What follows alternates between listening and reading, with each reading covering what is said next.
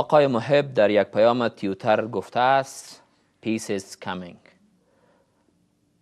تماس‌های اخیرش را همچنان بیان نموده که در امارات متحد خوب بوده و گفته است که تیم مذاکره کننده دولت افغانستان بر ریاست سلام رحیمی به گفتگوهای صلح ادامه خواهد داد. و همچنان آقای عمر داودزی رئیس دارالانشای شورای عالی صلح امروز بیان داشته که بالای مسوده و طرح صلح کار خواهد کرد. آیا دقیقاً صلح خواهد رسید و یا هم گفتگوهای حکومت افغانستان، شورای عالی صلح، بورد مشورتی صلح با طالبان نتیجه خواهد داد؟ برای بحث بیشتر آقای اسدالله ظاهری معاون سخنگوی شورای عالی صلح، آقای جمال ناصر اصولی آگاه روابط بین الملل و آگاه سیاسی، آقای اصغرخېل منګل آگاه روابط بین الملل از آلمان داریم و همچنان منتظر آقای زلمه زابلی عضو مجلس سنا هم هستیم. تاسو ډیر ښه راغلی صاحب. شما خوش آمدید صاحب. که ښاغلی منګل صاحب زما غږ اورئ، تاسو ته هم سلامونه او نیکې هیلې ورسیږي. مننه کوم حضرت صاحب، زه هم تاسو ته او ستاسو درنو مېلمنو ته او ستاسو کتونکو ته هم زړه له کومې خپل سلامونه او احترامات وړاندې کوم.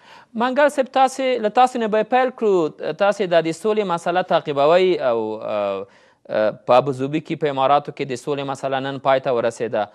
خلیلزاد ویلي چې د سولې په اړه دستاوردونه ښه دي او مونږ په تمه یو چې طالبان خپل غبرګون هم وښیي او سولې لپاره آماده شي.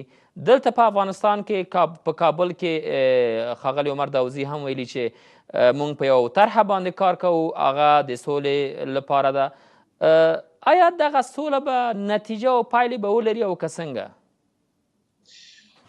مننه کوم حضرت صاحب. تر ټولو د مخه باید عرض وکړم چې که چیرې په صادقانه توګه سره دا خبرې چې په ابوظبي کې وي او د هغه نه مخکې هم یو وار دا خبرې شوې وي او دغه ټول تلاشونه د صداقت پر بنا وي او دلته اپراتیفي لوبې پکې نه وي، نو یقیني توګه سره به دا نتیجه ورکوي او دا به نتیجه لري.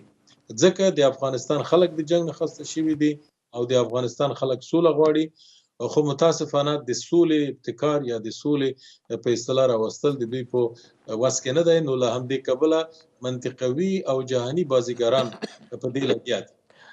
تاسو په کومه برخه کې صداقت نه ګورئ؟ افغان حکومت دا صداقت نه لري، د سولې عالي شورا دا صداقت نه لري، امریکایان دا صداقت نه لري، د سیمې هیوادونه دا صداقت نه لري، یا په طالبانو کې دا صداقت نشته چې سوله وکړي. حال دا چې ټول ستړي له جنګ او جګړې دي او دلته آماده شوي چې باید سوله وکړي.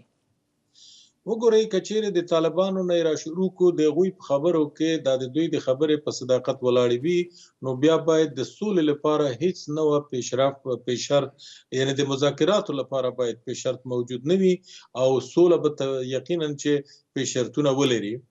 او تر حاله کې چې په ابوظبي کې د دوی د افغانستان د طرف سره چې د افغانستان حکومت ته خبرې نه کولې او په هغه غونډه کې هم شرکت نه درلود، او که شرکت هم درلود دوی ورسره خبرې ونه کړې.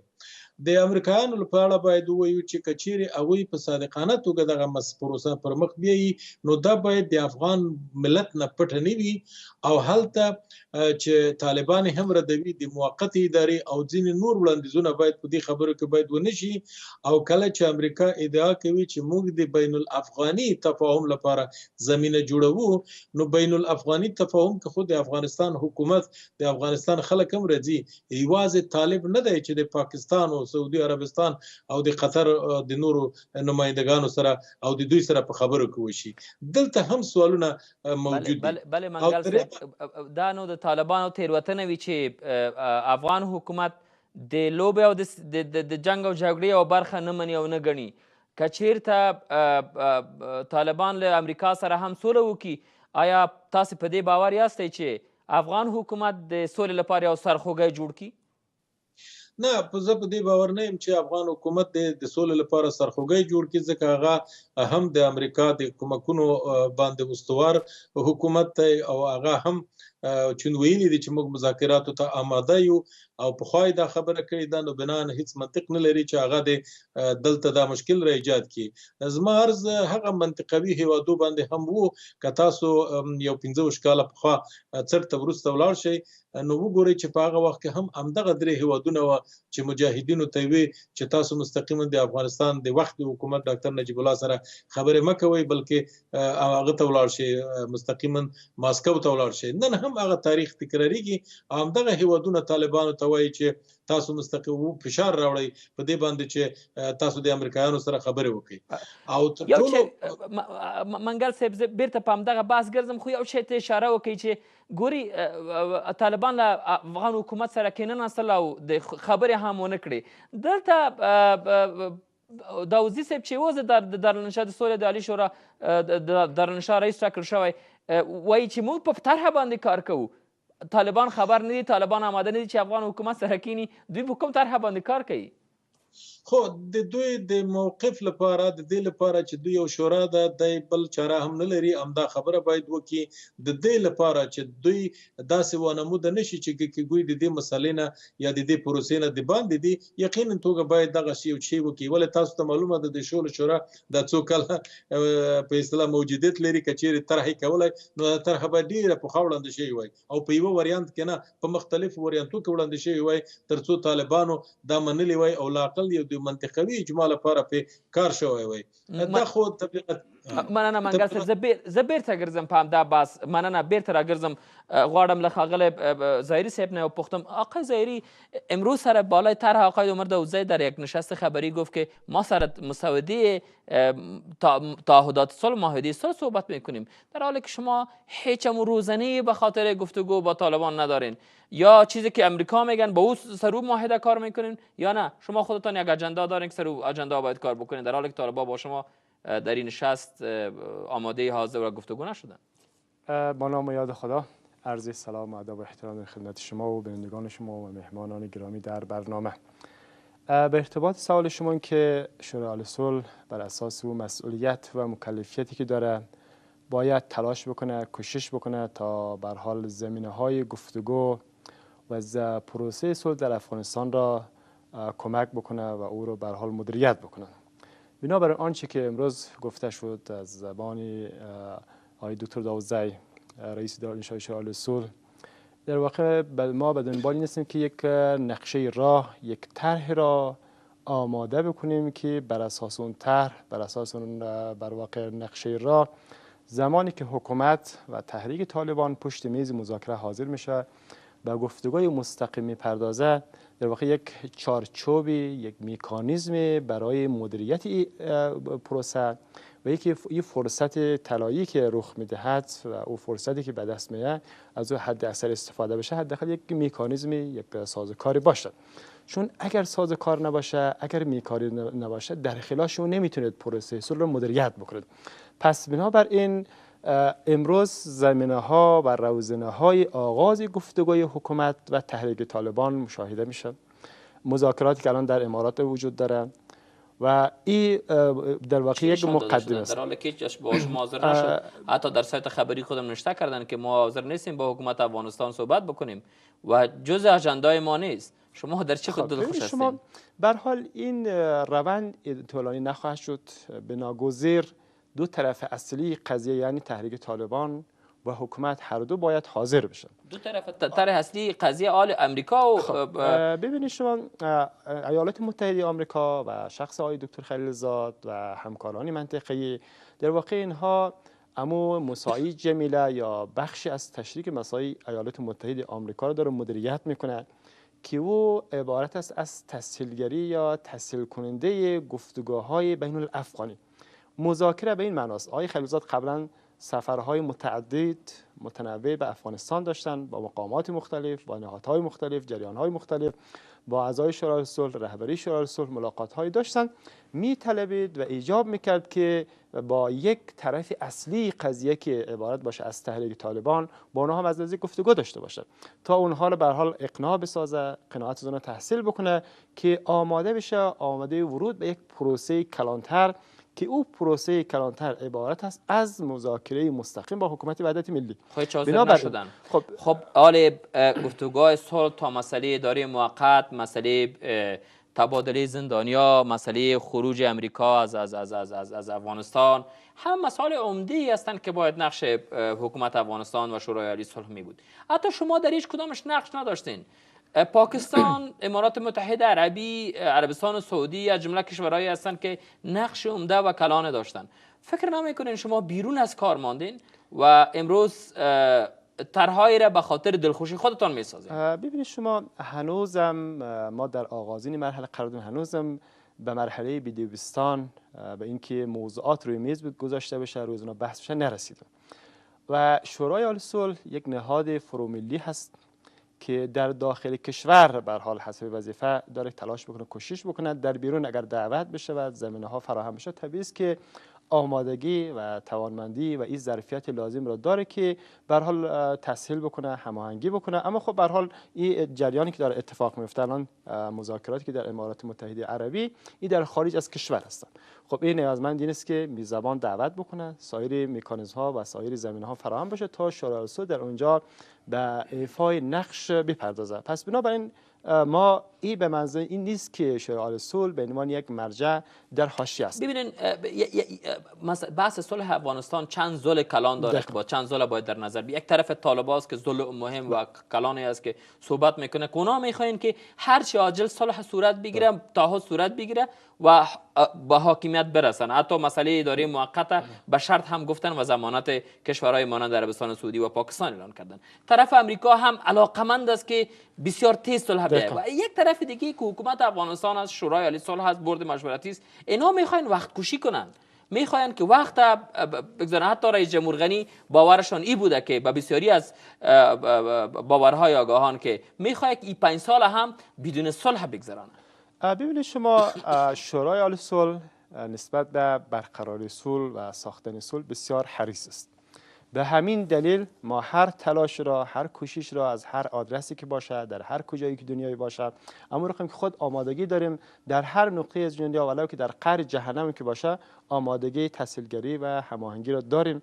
پس بنابراین ما از طرف شورای عالی صلح میتونیم با زیر قاطع بگم از طرف رهبری شورای عالی صلح که ما نسبت به آوردن صلح و رفع رنج و مسائل ملت افغانستان به شدت حریص است.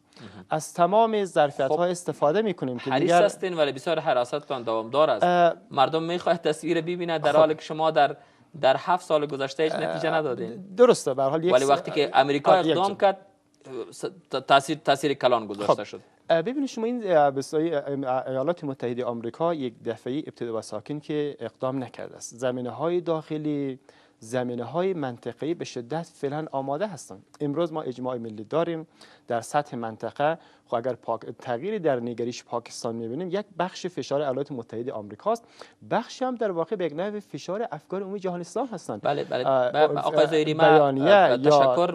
ما می‌خوایم گفتان قطع کنم برم به بعض با آقای اصولی، ولی یک چیز صادقانه به عنوان معاون شورای عالی صلح، ولی من حیث یک استاد رابطه به امدادی جواب بگوین. آیا واقعا پاکستان صادقانه میخواهد که صلح بیاید افغانستان در حالی که مسئله دیورن لاین هنوز پاک نشده و حتی در زمان طالبان نپذیرفته بودن مسئله دیورن لاین؟ فکر نمیکنین که مسئله مشکل هنوزم باقی مانده؟ ولی یک بحث کلانه که پاکستانی ها میخوان اما واضح شدن دیورن لاین. خب ببینید شما، اون چی که ما میتونیم امروز برداشت ما است که فشار ایالات متحده آمریکا و بیانیه علمای جهان اسلام در مکه، اینها در واقع یک نوع بسیج افکار عمومی جهان اسلام را علیه جنگ و نزاع در افغانستان فراهم کرده است.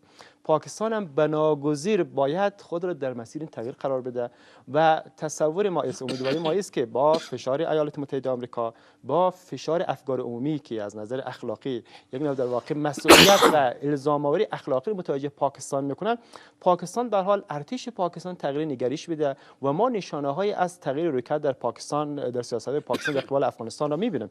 گرچه شما ممکن استدلال بکنید که ارتش پاکستان همه کاره است، حرف اول آخر میزنه. درسته، یک زمان در ترکیه هم ارتش همه کاره بود، اما دیدیم که در نتیجه تغییرات اجتماعی، در نتیجه به تغییر افکار عمومی ما به بس دوباره در مسیر قرار گرفتیم. برخود گشتم خاغلی اصولی صاحب، تاسو دغه ناسو درې ورځې چې روانه په اماراتو کې او همدارنګه د افغان حکومت کمرنګ ونډه درلوده، خو طالبان حاضر نشو چې دوی سره په خبرو کینی.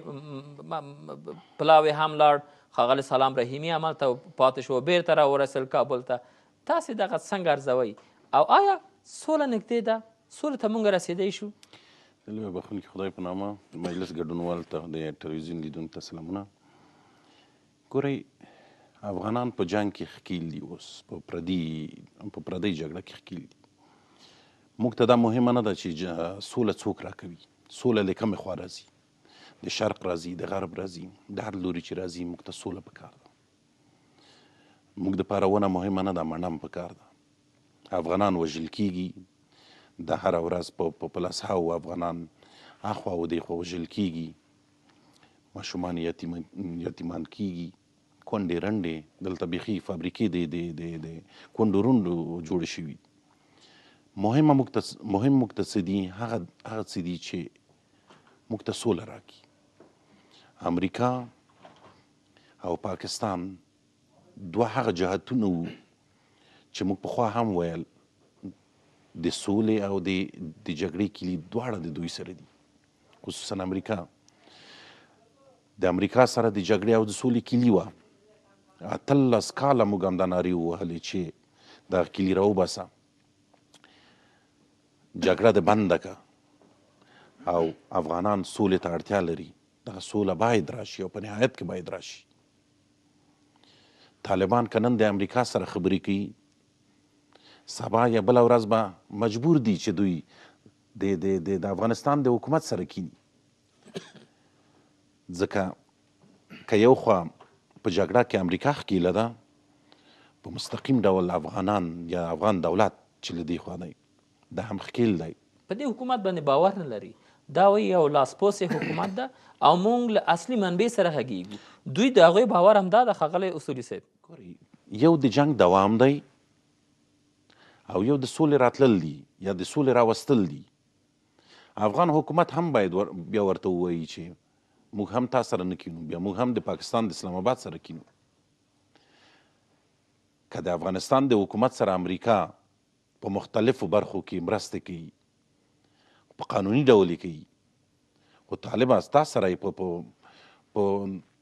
3 4 5 10 هېوادونه دي چې هغه د پردې لاندې تا سره کومکونه کوي. امریکا یې د دې لپاره کوي چې په افغانستان کې سړکونه جوړ کړي، په افغانستان کې ملي پروژې پلي شي.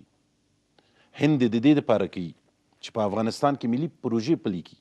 پاکستان یې د دې لپاره ستا سره کوي چې همغه ملي پروژې هغه ورانې کړي. اعتماد د دوو ترمنځ، هم د افغان حکومت هم د طالبانو ترمنځ هغه اعتماد چې هغه باور چې اړتیا ده، هغه اعتماد نشته. خو دننه په د افغانستان په حکومت کې داسې کړۍ شته چې اوس هم نه غواړي چې جنګ او جګړې پای ته ورسیږي. په دغه جنګ او جګړو کې حتی د طالبانو په جنګ او جګړو کې دوی ګټه ده. نو طالبان خو په رښتیا وایي چې داسې مونږ یو کس سره خبرې کوو چې هغوی په خپل خوله و ژمنې باور واوسي. موږ همدا نارې وهو چې و طالبانو تاسې راشئ د سولې میز ته کښېنئ. هغه څه چې تاسو غواړئ چې د ټوپک په شپېلۍ باندې ترلاسه کوئ، هغه د سیاست میز ته کښېنئ په قلم یې ترلاسه کوئ. هغه څوک چې نن سوله نه غواړي په دې ډارېږي او په دې پوهېږي. اصولي صاحب له 2009 نه را په دې خوا افغان حکومت همدا نارې وهي چې طالبان دې راشي او سولې سره یو ځای شي. حال دا چې دا د افغان حکومت نارې ټول د تسلیمېدل معنا درلود. هغوی غوښته چې طالبان تسلیم شي او طالبان نه غواړي تسلیم شي افغان حکومت سره. ګورئ د افغانستان حکومت په وار اعلان ورته وکړ چې راشي تاسو ستاسو غوښتنې چې څه دي په هغې به موږ تاسو خبرې وکړو. د افغانستان اساسي قانون دی، په هغې کې تغییر منونکی دی. تعدیل راوستی شي، راوستل کېږي. پکې د قرآن کرښې نه دي چې هغه نه تبدیلېږي. نور قوانین دي په افغانستان کې چې د دوی خوښ نه دي، په هغې کې به تعدیل درته راولو، تغییر به راولو. بلکې د افغانستان اوسني قوانین د فقه او د شریعت سره سم دي. یعنی هیڅ قانون په افغانستان کې نشي کولی چې د اسلام د مقدس دین پر ضد وي. تاسو نور تغییرات چې پکې راولئ. یعنی طالبان او ورته نورې ډلې هر کله چې ژور فکر وکړي او د پردیو د غېږې راوځي، حکومت هم ګورئ یو جهات حکومت دی، حکومت هم باید دا کار وکړي. لکه څنګه چې اوس امریکا مخکې شوي چې زه سوله غواړم، ستړې شوه نور دلته او ستړي کېږي، لا به نور ستړي کېږي. په همدې ډول د طالبان او نورې ډلې چې په مستقیم ډول په جګړه کې ښکیل دي، دوی د هم راشي د پاکستان او د پنجابي د غېږې د راوځي، را دې شي په مستقیم ډول د افغانانو سره کینی، وده وایي چې وروره زه د دا نه منم، دا د منم، کم چې نه منم په دې کې شرایط لرم، خپل وړاندیزونه د وړاندې کي، په شرایطو د سوله وکي، مګر سوله به په نهایت کې باید وکي. تر کله به طالبان وژل کیږي؟ تر کله به زموږ ملي اردو او پولیس امنیتي ځواکونه وژل کیږي؟ تر کله به د افغانان وژل کیږي؟ اخوا هم افغانان دي، دې خوا هم افغانان دي. ډېر لرې نه ځو، 40 کاله خوشه که موږ لاړ شو جهاد ته یا د روس پلوي حکومت کړو وړو ته، هلته هم ډاکټر صاحب شهید ورته چیغې کولی، و خلکو راشئ سوله وکئ. روس و دغه د روسو مو باسه، اوس خو راشئ سوله وکئ. دوی سوله نه کوله. همدغه اعتماد په هغه وخت کې نو، دغه اعتماد اوس هم نشته او د دغه اعتماد لپاره کار ونه شول. ګورئ هغه وخت کې هم د اعتماد موضوع نه و، هغه وخت کې هم پاکستان همدا غوښتل چې د افغانستان قوي او زوروره په خپل په ځان بسیا اردو له منځه ویسي او په همغه ډول باید تسلیم نشي. د افغانستان ملي منافع چې پاکستان ته په خطر کې وي هغه باید چور شي، بنسټونه یې د خاورو سره خاورې کړي، هماغسې یې وکړل. اوس هم طالبان د دې باید زده کړي.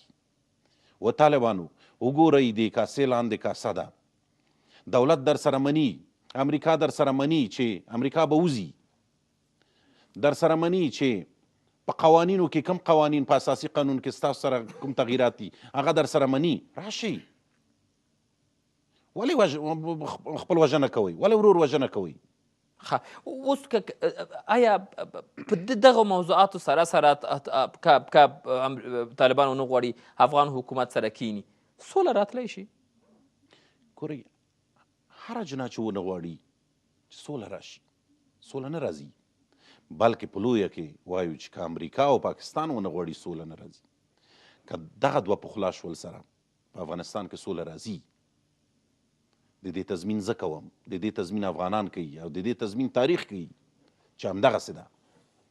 پاکستان دی چې په افغانستان کې ورونه وروي، پاکستان دی چې په افغانستان کې باروت وروي. نو اوس غواړي پاکستان تر یو حد د فشارونو لاندې دی، د امریکا د فشارونو لاندې دی. یعنې بیا هم راځو چاته؟ امریکا ته، ګوته امریکا ته برابري چې امریکا فشار د لا ډیر کا. پاکستان باید منزوي شي، په پاکستان په صادقانه ډول فشارونه راشي تر څو چې همدغه طالبان پرېښودل شي چې دوی سوله وکړي. ډېری وخت دغسې کېږي چې حتی د ځینو کورنۍ په یرغمل نیول شوي چې ته به هغه کوې چې زه وایم. د جګړې لګښت د کوم ځایه کېږي؟ د افغانستان خاوره کې نه تیل شته دي چې طالبان یې خرڅ کړي، نه ورسره دومره لوړې فابریکې شته دي چې دوی لاړ شي د فابریکو نه کار واخلي. وبخي بنان خبره دا ده چې پاکستان دلته ولاړ دی، نور هیوادونه شته دي چې د دوی سره مرستې کوي. ایران مرسته شروع کړی، روسیه ورسره مرسته کوي او پاکستان ورته ټټر ډبولی. زه خو یم درته، زه خو د سکا هغه څوک یم چې زما نه خوارېږي. تجهیز د زما سره دی، ډوډۍ د زما سره ده، طبي مسایل د زما سره دي. طالبان د یو حقیقت په توګه باید په دې هیواد کې ومنل شي. یو حقیقت ده ښاغلی اصولي صاحب چې دوی هم یا د امریکایانو له چې دلته امارت اسلامي و هغه یې وپړځول او همدارنګه دننه کور کې دننه ډېرې کارونه وشول چې باید شوی نه وی، هغه طالبانو ډله کې یو ځای شول. دا هم له پامه باید ونه باسو. ګورئ طالبان یو حقیقت دی، طالبان افغانان دي، طالبان د بل ځای نه دي راغلي. 100 په 100 کې د افغانستان حکومت د طالبانو سره باید کینی، لکه چې وایي چیغې نارې ورته وي، او طالبان هم دا باید ومني چې موږ کینو، د دې خاورې یو او دلته باید موږ سوله راولو. دواړه طرفان مننه ښاغلی اصولي صاحب. زه بیرته راگرزم په همدغه بحث بیننده های از یک وقفه کوتاه داریم. بعد وقفه برمیگردیم به بحث مسئله صلح و جنگ در افغانستان. خوش آمدین بیننده های عزیز. ښاغلی منګل صاحب بیا هم ښه راغلی. زه د دغو د سیمو هیوادونو ونډه هم ستاسو نه غواړم چې یو وارې وارزوئ. دلته د پاکستان مسله ده. پاکستان څه کولی شي د سولې لپاره؟ آیا واقعا پاکستان غواړي په سیمه یا په افغانستان کې سوله راشي؟ د ډیورن لاین مسله ده. همدارنګه دلته د ایران بحث بیخي پاتې شوی او همدارنګه روسیه ناتار هم ده چې که روسیه هیر شي نو دلته به ستونزه جوړې کړي. او حضرت صاحب متاسفانه واقعیت دا دی چې پاکستان هیڅ کله هم نه په تیر کې او نه هم په راتلونکي کې او نه هم دا اوس په افغانستان کې د سولې د راتګ لپاره نه ژمن دی او هیڅ کله هم په دې لاره کې صادق نه او په راتلونکي کې به هم صادق نه. لکه څنګه چې جناب اصولي صاحب ورته اشاره وکړه، کاملا موضوع همداسې ده. راځئ داسې فکر وکړو چې ولې پاکستان همدا اوس دغه مسایلو کې اکټیو دی. د یوې خوا نه به نړیوال فشارونه وي، د بله خوا نه کیدای شي د اسلامي نړۍ. ولې اصولي مسله دغه ده چې پاکستان ګوره ویل چې بن لادن په پاکستان کې نشته، ملا عمر په پاکستان کې نشته، د کوټه شورا په پاکستان کې نشته او همداسې نور. ولې دا ټول هلته موجود و. غرب امریکا ټول په دې باندې پوه شو چې پاکستان صادقانه خبرې نه کوي، دوګونی سیاست کوي. نن هم پاکستان دوی ته وایي چې زه خو تاسو مجبور کړم چې د طالب سره خبرې وکړم، تاسو مجبور کړم راته ومو چې طالب راوله، ما ورسره وروسته د تاسو د فشار نه تماس ونیو، ګنې هغه زما سره نشته. ولې حقیقت خو دا ده چې د دوی سره دی. دلته هغه په اصطلاح اکټیوه پالیسي ده د پاکستان چې غواړي دوی ته ووایي چې اوس نو باید ماته هغه راکړي، امتیاز راکړي. امتیاز به مې دا وي. د بله خوا نه د منطقي هیوادونه د تاسو چې نمونه واخیستل، بالخصوص عربي هیوادونه، هغوی په دې تلاش کې دي چې په راتلونکي حکومت کې د دغسې خلکو ونډه زیاته وي، کوم چې دوی به هلته که نمایندګي ونه کړي لااقل د دوی خیال به ساتي او هغه به څوک وي؟ طالبان به وي. او دریمه مسله دغه ده، تاسو په خپلو خبرو کې ورته هم اشاره وکړه چې متاسفانه په دغه ټول عمر کې د پاکستان تلاش همدغه و چې څنګه په افغانستان کې د جنگ وي، جګړه دی وي، ورانۍ دی وي، تروریستي په اصطلاح بریدونه دی وي، تر څو هیڅ وخت د افغانستان ملت د دې خبرې توان پیدا نه کړي چې زما ته ووایي چې دغه د ډیورند خط مسله څنګه کوي او هغه خلک خو یې خواته پرېږده. یعنی دا جغرافیه څنګه کوي؟ ګیرم چې د ډیورند د کرښې یې خواته خلک اصلا جدا نه غواړي ځان ته حکومت جوړ کړي او یا زما سره هم یو ځای کېږي، نه تا سره د پاتې شي. دا خاوره خو زما ده، دا خو په تاریخي لحاظ زما ده او بنا د دې په ارتباط باندې زما سره څه وایي. منګل صاحب که مو فکر وي د طالبانو په دوره کې هم د ډیورن لاین مسله رامنځته شول، خو هلته ملا محمد عمر اخوند دا په کلکه رد که، نو طالبان هم د ډیورن لاین له پاکستان سره نه مني او دا ځل دغه نوي طالبان به داسې به وي چې پاکستان سره به د ډیورن لاین مسله ومني. مسله په دې کې نه ده. وګورئ مخکې دوستانو ورته اشاره وکړه، مسله د بنیادګرۍ د افراطیت او د بنسټپالنې ده. بنسټپال ټول سره یو دي، دا که په پاکستان کې دي او که په افغانستان کې دي. او هغه وخت کې هم چې هغوی رد کړي ده، د دوی په دستور یې رد کړي ده د دې لپاره چې افغاني هویت یې رابرسېره کړي چې ګواکې دا خلک دا کرښه نه مني. کنې نو دا څنګه امکان لري چې د پاکستان د طالبانو نه مخکې د پاکستان د ISI مسؤل جنرال حمید ګل چې د افغانانو قاتل و، د زرګونو افغانانو، هغه راځي د افغانستان د حکومت د مشر په اصطلاح مشاور کیږي. او همدغسې نور مثالونه ډېر زیات دي چې البته د برنامې حوصله به د دې نه په اصطلاح کمه وي. خبره په دې کې دا ده چې وګورئ موږ افغانان باید د اصل ته غاړه کېږدو چې زموږ همسایگان متاسفانه نږدې او لرې په افغانستان کې د سولې د راتګ سره دومره زیاته مینه نه لري لکه موږ افغانان چې لرو. او د هغو دلیل دا دی چې هغوی په جنګ کې ګټې دي. کله چې هلته جنگ وي د دوی منافع ډیر زیات تامینېږي. پاکستان د هند په ضد هلته په اصطلاح اقدام کولی شي، امریکا د روسیې د امریکا په ضد کولی شي، ایران د سعودي عربستان او همدغسې نور هیوادونه. یعنی هلته د افغانستان خاوره د رقابتي هغه لپاره په اصطلاح میدان ګرځېدلی دی او دغه مسله ده چې څوک نه غواړي هلته سوله راشي. اوس وګورئ همدغه سوال چې تاسو په دغه تفریح کې دلته مطرح کړئ، که چیرې طالبان صادقانه غواړي چې د دې وطن خلک دي، په دې وطن یې زړه سوځي، په رښتینې افغانان دي او مسلمانان دي، خو نو د امریکایانو د راتګ اصلي مسؤلیت خو د دوی سره دی. دوی ولې بن لادن هلته د ملما په توګه وساته او هغه امریکایانو ته تسلیم نه کوي؟ نو دغه وروستۍ 18 کلو مسؤلیت خو ټول د دوی په غاړه دی. نن بیا د همغه امریکایانو سره کینی. دوی وایي چې ګورئ په دغه مذاکراتو کې هم چې اول به د په وتلو باندې خبرې کوو، بیا به نو موقت حکومت. دا هغه څوک دی چې بل څوک ورته وایي چې اول فشار راوړه چې زما سره جدول مشخص کړي، بیا دویمه مرحله کې به وایي چې وروره موقت اداره به جوړوي. راځئ دغسې فکر وکړو. تاسو په خپلو خبرو کوو مخکې چې طالبان په اصطلاح د دې هیواد خلک دي، واقعیت دی. آیا دا واقعیت نه دی چې طالبان افراطي او بنیادګر دي او تروریست دي؟ آیا دا واقعیت نه دی چې د افغانستان خلک په اصطلاح جګړه نه غواړي او ځورېدلي دي او هر ورځ اویا نفره هلته شهیدان د کونډې یتیمان کېږي او ښځې او هغه هلکان پکې شامل دي، په اصطلاح کوچنیان پکې شامل دي؟ آیا دا واقعیت نه دی؟ دا نن چې ما تاسو سره خبرې کوو د جګړې یوه بله برخه چې طالبان یې ډېر خبرې کوي دا ده چې په ولایتونو کې بیا د امریکایانو بمبارد او همدارنګه شپني عملیات، دا هغه څه دي چې طالبان بیا وایي چې دې خواته هم جنګ و جګړه ده، خلک هلته په تنګ دي.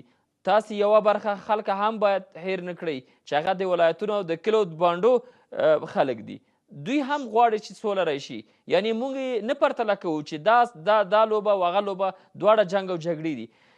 باور مو راځي چې افغانستان ته سوله راشي؟ که په لنډو ټکو را سره شریک کړئ ښاغلی منګل صاحب. زه 100% په دې باور یم چې که چیرې لکه مخکې مې چې عرض وکړی پاکستان صادقانه مجبور شي، یعنی پاکستان نه غواړي، بلکې که چیرې پاکستان د متحده ایالاتو لخوا او د جهاني ټولنې لخوا مجبور شي چې بالاخره په پاکستان کې په افغانستان کې باید د سولې په لاره کې صادق اوسېږي، دغه سوله په میاشتو کې راتلی شي، کال کې هم نه. خو که چیرې جهاني ټولنه بیا هم د پاکستان سره دوګونی سیاست وکړي او هغه پرېږدي چې په منطقه کې لوبه وکړي، بیا نو دغه سوله نه تنها چې اوس بلکې په کلونو کلونو نه راځي، دا جنګ به دغسې ادامه لري ځکه پاکستان نه غواړي. ولې دلته خو بیا نور هیوادونه ورته راغلي دي. بنان اساسي چاره څه شی دی؟ که چیرې په رښتینې توګه امریکا او جهاني ټولنه ناتو غواړي، نو هغوی باید د منطقې په سطح اجماع راولي. د هند، چین او د روسیې نه پرته دلته بیا هم د سولې راتګ لږ به د مشکلاتو سره مخامخ وي، ځکه د هغو ګټې او د هغو انترست باید په نظر کې ونیولی شي.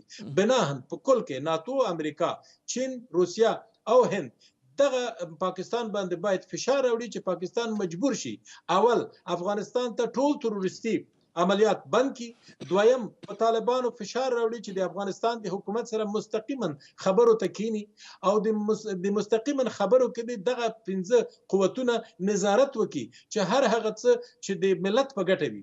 داسې خو نشي کېدای چې دا 18 کاله موږ او تاسو نظام جوړ کړی دی، دغه نظام به ړنګېږي، د سره به موقته اداره راځي. کوم چې پاکستان غواړي، ګور هغوی غواړي چې د سره نه به موقته اداره وي، دا موقته اداره به بیا 2 کاله جنجال په قانون کوي، بیا جنګونه وي، خلاصه وخت به کمایی شي. پاکستان، هند، نور د منطقې نور هیوادونه به. ډیره مننه منګل صاحب، ډیره مننه ښاغلی منګل صاحب.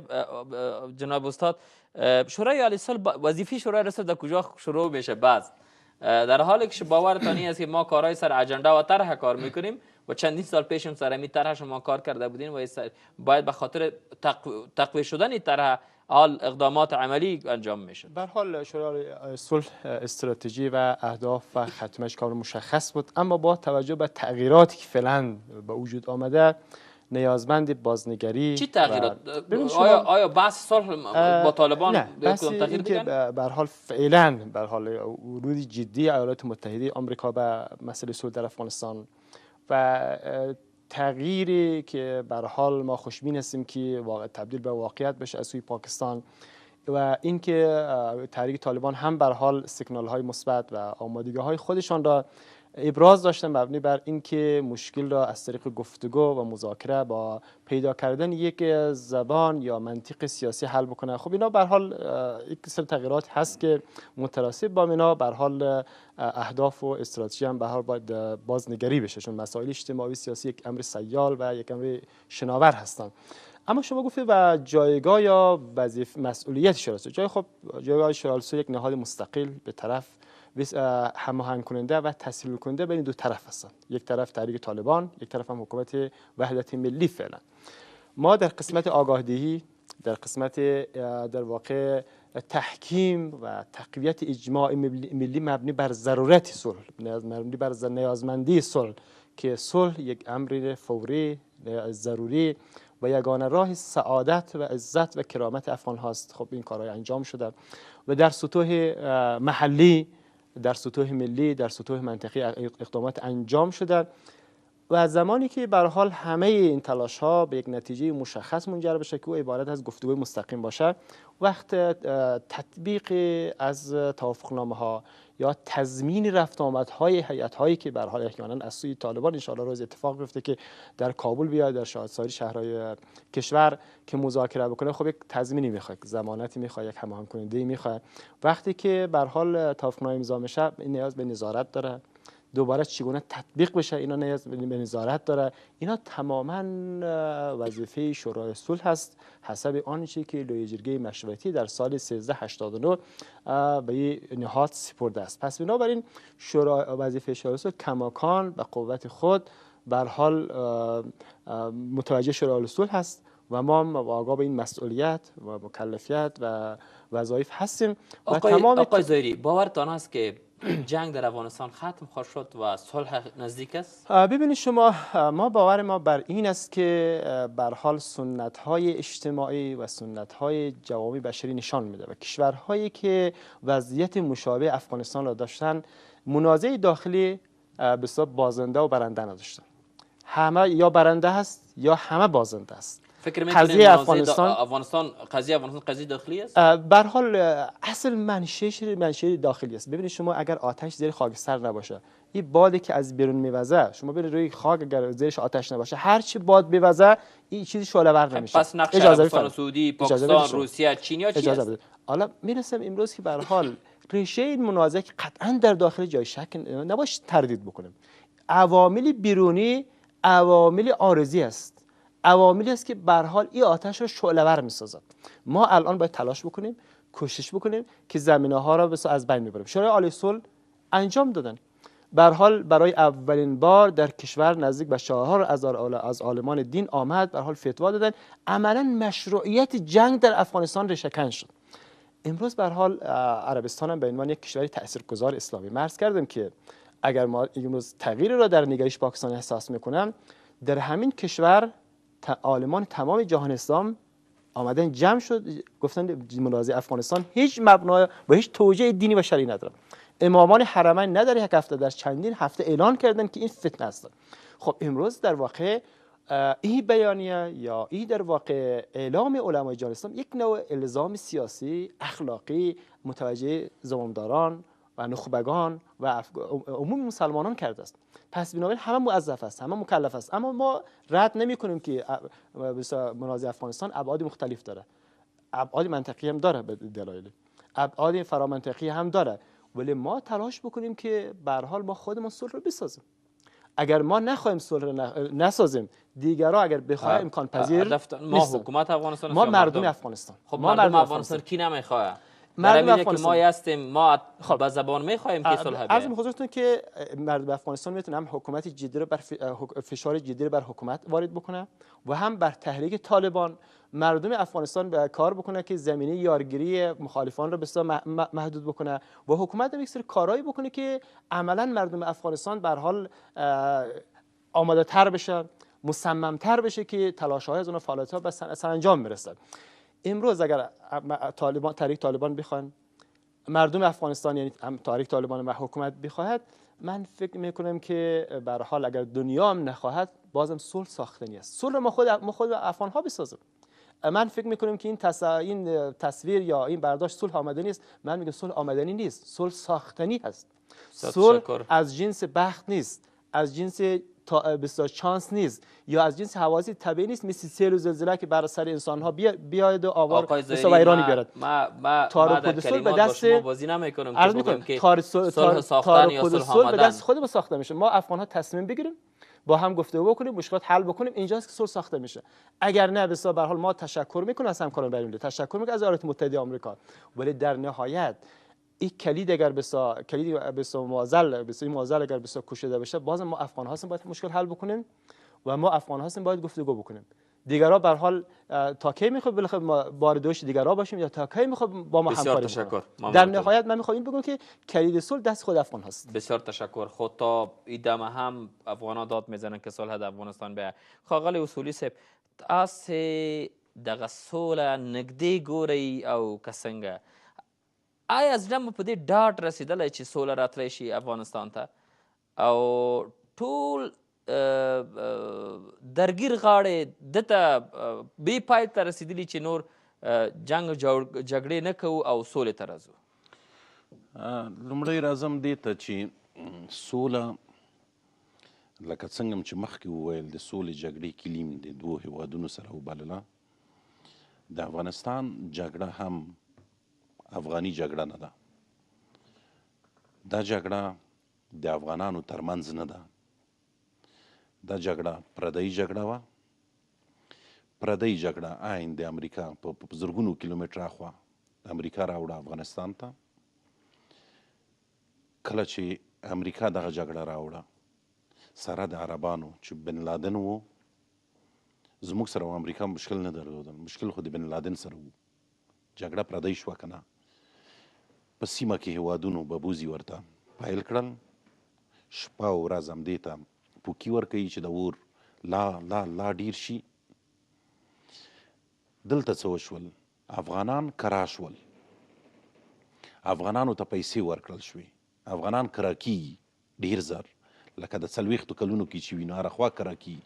ځینې روس پلوه کرا کي، ځینې د مجاهد په نوم کرا شي، ځینې د اشرار په نوم کرا شي، ځینې د طالب په نوم کرا کیږي، ځینې د خلقي او د پرچمي په نوم کرا کیږي. ایډیاوې مختلفې دي. افغانان کرا کیږي زر، جنګونه پردي راوړي افغانستان ته او دلته خپله خاوره پکې سوځوي، خپل وطن پکې سوځوي. په نهایت کې چې کیږي افغانستان 100 کاله وروسته غورځوي. اوسنۍ جګړه هم زموږ خپله نه ده، اوس هم دا د جورج بوش جګړه وه، دا د ټوني بلیر جګړه وه او دا د نورو اروپایي مشرانو جګړه وه چې افغانستان ته یې راوړه. دا د سعودي د پاچا جګړه وه چې دلته یې راوړه.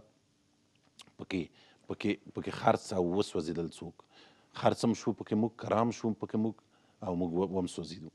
پاتې شوه د سولې موضوع.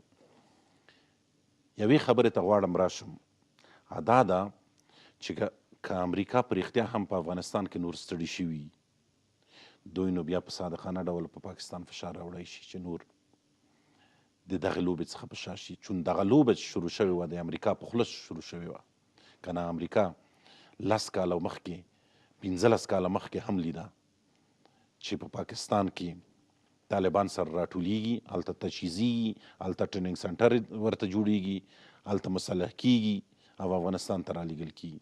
که په لنډو یو وارې زیر شئ او راته دا خبره رایاده کړئ چې آیا سوله راتلی شي په همدغه وضعیت؟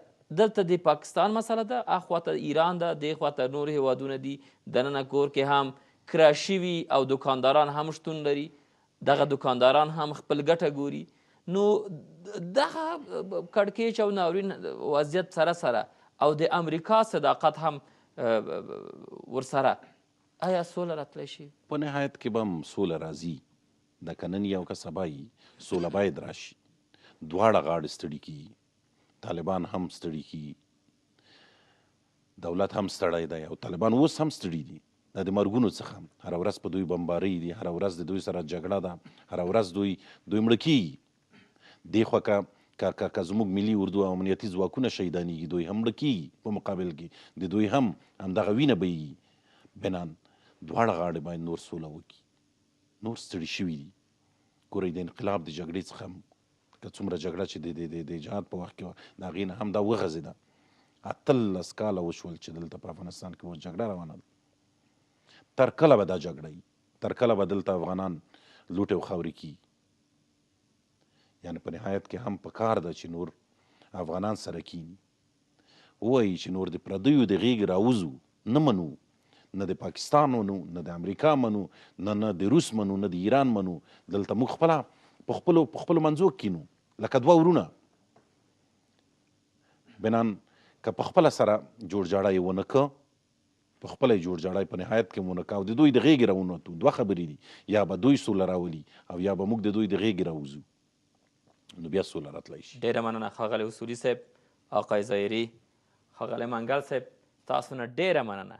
بیننده های عزیز، برنامه همین قدر بود. تا دم دیگر شما را به خدای کریم و رحیم میسپارم. الله یار و مددگارتون.